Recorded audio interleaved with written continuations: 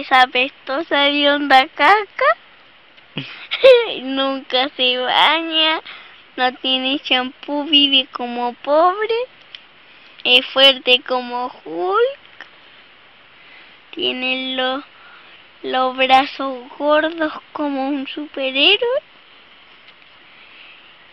y tiene la guata gorda, pero igual es flaco. Si quieren saber quién es, papá, muestra tu voz. Pero habla. Hace puro ruido, rechinando.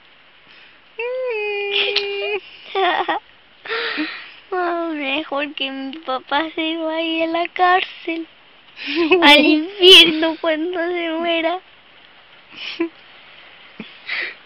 Ay, mamá,